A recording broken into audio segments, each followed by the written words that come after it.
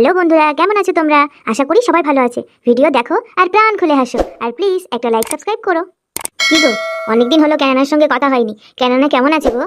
কেমন আর থাকবে, যেমন দেখে দিয়েছো তেমনই তো থাকবে। হ্যাঁ, খুব তাড়া ছিল মেয়েকে বিয়ে দেওয়ার, সেই জন্য মাতাল চোদা বরের হাতে পড়লো মেয়েটা আমার।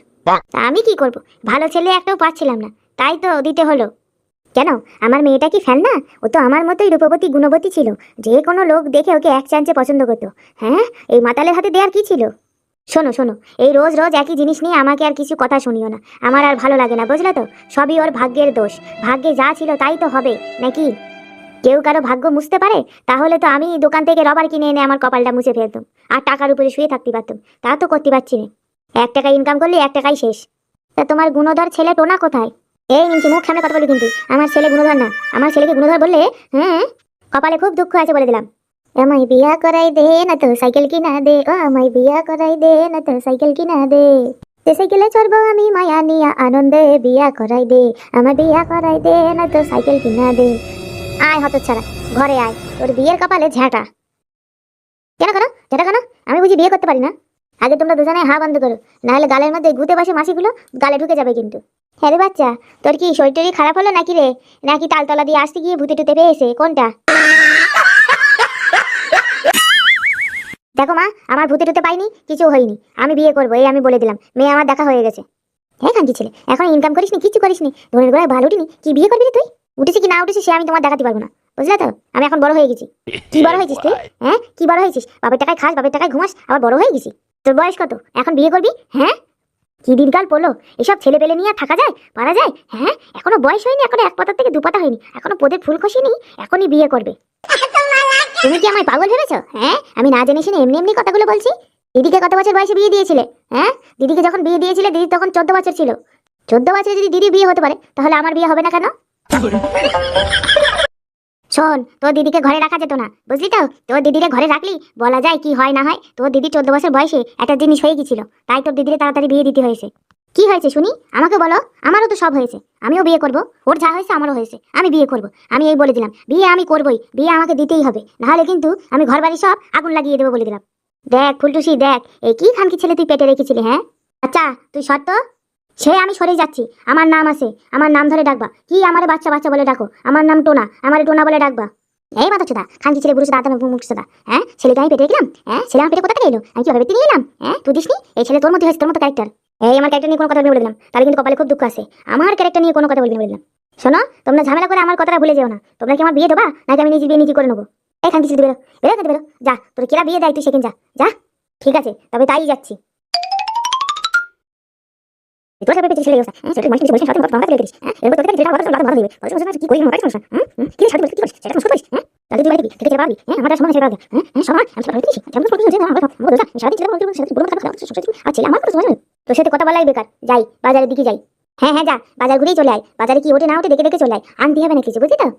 বাজারে নিয়ে কারে খাওয়াবো? এখনো পদের ফুল খুশিনি। ওই ছেলে আমার বলে আমার বিয়ে দিয়ে দে, না তো সাইকেল কিনে দে, সাইকেলে আমি মেয়ে নিয়ে ঘুরবো আনন্দে। হ্যাঁ, ওরে খাওয়াবো, ওর জন্য বাজার করবো? ও মা মা, যাও যাও ফুলটুসি, আর ঝগড়া করো না। মনে হয় ক্যানানা এসেছে, শিখির যাও, দরজা খোলো গে। 32 কাটি করে বেরিয়ে গেছে। কি আছে ঘরে? তোমার ক্যানানাকে খাওয়াবো, সাথে তো তোমার জামাইও এসেছে। ও ঠিক ব্যবস্থাটা হবে, তোমার হাতে তো জাদু আছে, জাদু। তুমি ঠিক জাদু দিয়ে একটা কাজ করে দেবা। ঠিক বলেছিস, আমার হাতে জাদু আছে। আজ মনে মনে ভাবছি মাটির চাং রান্না করবো। এমনি গালের হা বেরিয়ে গেছে। হ্যাঁ, দেখো তুমি এরকম করো না, যাও না গিয়ে দেখো না মাঠে ঘাটে শাক পাও কিনা, একটু কচু শাক তুলে নিয়ে আসো। জামাইটা আমার কচু শাক খেতে খুব ভালোবাসে। আমি বাজার থেকে একটু মুরগির ছাল ঠ্যাং গিলে মেটে নিয়ে আসছি, কষা কষা রান্না করো, বৃষ্টির দিন ভালোই লাগবে খেতে। শাশুড়ি মা, ও শাশুড়ি মা, কখন থেকে বাইরে দাঁড়িয়ে আছি, জামাই মানুষ, দরজাটা খোলো।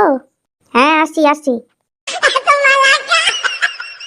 আমি তোমাদের বিবেকটা দেখি অবাক হচ্ছি। এই জলকাটা বসার মধ্যে কেউ কারোর বাড়ি আসে? হ্যাঁ, এই সময় তো কাকপক্ষীও বাইরে বেরোয় না। তোমরা এই দুর্যোগের মধ্যে কি করে এলে? এই দেখো, কি বলছো তুমি এইসব? আমার কথাগুলো শুনতে খারাপ হলেও তো সত্যি কথা নাকি? কি জানি বাপু, আমরা তো বাবা এই অবস্থায় কারোর বাড়ি যেতে পারি না। আহা, তুমি একটু চুপ করো না। এই ওটো ওটো, শাশুড়ি মা দরজা খুলে দিয়েছে। খুব বৃষ্টি হচ্ছে, একদম ভিজে যাবো গো। হ্যাঁ রে, কেন না? তোর কি কোনো বিবেক আকেল কিছু নেই নাকি? জানিস এই বর্ষাকালে বাপটার কাজ নেই, এর মধ্যে চলে এলি বাপের বাড়ি বেড়াতে, সাথে আবার বসকা বাসকে নিয়ে এসেছিস। কদিন থাকবি? মা আসলে, আরে দাঁড়াও দাঁড়াও, আমি বলছি। শাশুড়ি মা, আপনার মেয়ে একদম ঠিক আপনার মতোই হয়েছে। ও না আসতে চাইছিল না, আমি জোর করে নিয়ে আসলাম। বললাম বর্ষাকালে আমার কাজ নেই, তোমার বাপের বাড়ি গেলে ওরা খুব খুশি হবে, তাই নিয়ে আসলাম। তুমি ওই নিয়ে চিন্তা করো না নব, তোমার শাশুড়ি খুশি হয়েছে, খুবই খুশি হয়েছে। সে তো আমি জানি, দেখলে তো কেন না, তুমি খালি খালি আসতে চাইছিলে না, এদিকে তোমার বাবা মা দুজনেই খুশি হয়েছে আমার উপর। বস মা বস, জামাই বসো। তা মা, কি রান্না বান্না করছো? শ্বশুর বাড়ি এসেছি, জামাই আপনে কোনো ত্রুটি হবে না তো? তা হবে কেন, বলছিলাম যে একটু খিচুড়ি, একটু ইলিশ মাছ ভাজা, গোল গোল চাকা চাকা করে আলু ভাজা, বেগুন ভাজা, ও ডিম ভাজা, একটা লঙ্কা পোড়া, আর কিছু লাগবে না মা? হ্যাঁ হ্যাঁ, মরণ খাওয়া খাওয়াবো তোরে, তোর বাবার গোষ্ঠী, তোর বাবার গোষ্ঠীর পিণ্ডি, তোর বাবার শ্রাদ্ধ, ওইসব কিছু রান্না হচ্ছে না, পেঁপে সিদ্ধ ভাত হচ্ছে। হ্যাঁ, খেলে খাও, না খেলে ফুটে যাও। আরে রে ফুলটুসি, আমি থাকতে তুমি চিন্তা করছো কেন? আমি এক্ষুনি বাজার যাচ্ছি, সব কিনে নিয়ে আসি। জামাই একমাত্র জামাই খেতে চেয়েছে, এরম করে বলো না। এই ধনচাপা বুড়ো সোদা টাকা চেপে রাখে, যেই মেয়ে জামাই আসে অমনি বের করে খরচ করে। এই মাতাল চোদা জামাইয়ের জন্য ওর যে এত কিসির দরদ কে জানে। দুনিয়ার মাতাল চোদা, ওরা আবার যত্ন, ওরে আবার যত্ন করে খাওয়ানো। বুঝিস? তাহলে তোমরা বসো, আমি বাজার থেকে আসি। ভাবছিলাম আমিও যাই, হ্যাঁ একটু দেখে আসি বাজারে কি উঠেছে। হ্যাঁ দেখি গলদা চিংড়ি টিংড়ি উঠেছে কিনা, তাহলে আমি গেলে তো একটু জ্যান্ত জিনিসগুলো দেখে শুনে নিতে পারবো। আপনি আবার পচা মাল নিয়ে আসেন কিনা অল্প দামে, চলেন আমি যাই আপনার সঙ্গে। একটা কথা না বলে পাচ্ছি না। হ্যাঁ, তোমার বাবা বাজারে যাচ্ছে, তোমার যাওয়ার কি দরকার? এই কাদা বৃষ্টির মধ্যে থাকো না এখানে, তোমার শ্বশুর কি খারাপ জিনিস খাওয়াবে নাকি তোমারে? তুমি মা চুপ করো তো, ভাই কোথায়? কোথায় মরতে গেছে কেটা জানে, ওর খোঁজ নিয়ে রেখেছি নাকি আমি? আচ্ছা, আমি এসে থেকেই দেখছি তোমার মুখটা গরম গরম, কি হয়েছে? কি আবার হবে, তোর মার আদরের ছেলে তোর মার কাছে আর থাকবে না রে। এখন নতুন বুলবুলি খুঁজছে, বুলবুলি বলছে আমাকে বিয়া করাই দে, নয়তো সাইকেল কিনা দে, সেই সাইকেলে আমি চড়বো মায়া নিয়ে মনের আনন্দে। কি জানি বললো গানটায়, আমারও তো মনে থাকে না। ভাই এসব কথা বলেছে নাকি? এই কথা শুনে হাসার কি হলো, কেননা আমি মাতাল হতে পারি, কিন্তু অত অল্প বয়সে বিয়ে করার কথা স্বপ্নেও ভাবিনি কোনোদিন। তুমি চুপ করবে? এক তো জোর করে আমাকে বাপের বাড়ি নিয়ে এসেছো, বেশি কথা বললে বার করে দেবো একদম। না না না, বার করে দিলে আর খাওয়া যাবে না, যা ইনকাম করি সব তো মদের পদেই ঢালি, মদ খেয়ে শেষ। চুপচাপ থাক নব, নালে কিন্তু ভাতও জুটবে না। কি রে টোনা, তোর বাবাকে বলেছিস বিয়ের কথাটা? হ্যাঁ, কি বললো, রাজি হয়েছে ওরা? দূর বাড়া, রাজি দেওয়া দূরের কথা, বাবা মা দুজনে এমন ঝগড়া বাঁধিয়ে দিল, আমি বাধ্য হয়ে চলে এলাম। তোরা দেখ, আমি কিন্তু টুনিকে ছাড়া বাঁচবো না, আমি টুনিকেই বিয়ে করব। তোরা জানিস তো আমার দিদি 14 বছরে বিয়ে হয়েছে, তাহলে আমার কেন হবে না? আমার তো এখন 14 বছর হয়ে গেছে, তাহলে আমারও বিয়ে হোক। আমার কি মনে হয় জানিস তো না, আমার মনে হয় তোর বাবা মা অন্য কথা বলতে চেয়েছে। কি কথা, একটু বল না, আমি তো বুঝতে পারছি না ওরা কি বলতে চেয়েছে। আরে কি করে তোকে বলি, তুই জানিস আমি এই কিছুদিন আগে আমার একটা দাদা, পাড়া প্রতিবেশী দাদা, ওকে না হিসু করতে দেখেছি। দেখলাম ওর নুনুটা কত বড়, আর সারা দিকে কালো কালো কালো কালো চুল।